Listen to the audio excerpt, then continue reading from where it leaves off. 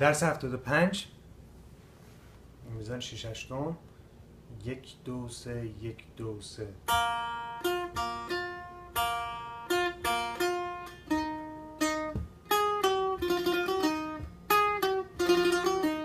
بازم تو این خطه اتصال نوت اول که ریزه، نوت دوم مضرب چپ میشه.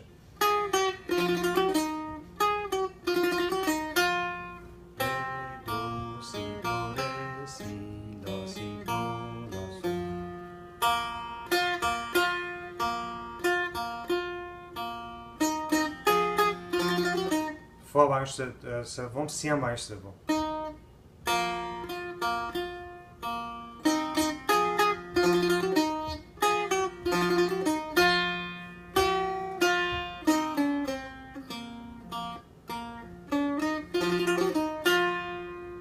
اینجا از لا میاد پایین، لا سول فا می ره دو، دو از اینجا، بعد دوباره می برش دوم اینجا، می لا سول فا می ره دو می فا سول. خب بعدش میاد سول برنگشت اول، ره برنگشت سوم.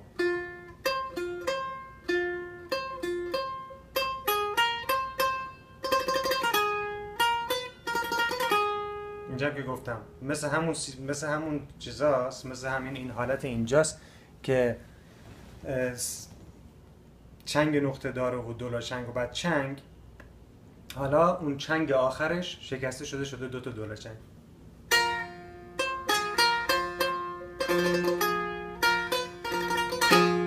بعد باز اون دولا چنگ آخر هم مضرب چپ میشه، یعنی هم دولا چنگ اول، یعنی دولا چنگی که بعد از ریزه، هم دولا چنگ آخر توی ضرب، اونا چپن.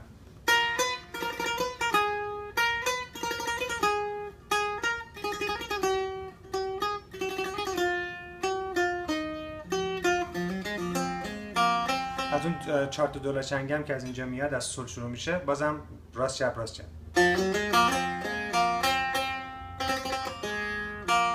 اینجا این ره هی کرون میشه، دوباره بکار میشه. اینجا بکاره.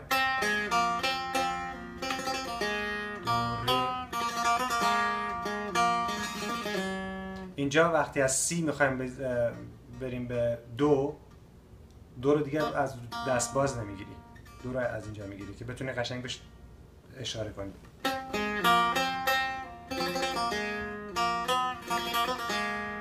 اینجا ببین دو رو راست میزنم، سی رو چپ میزنم رو سیم سول.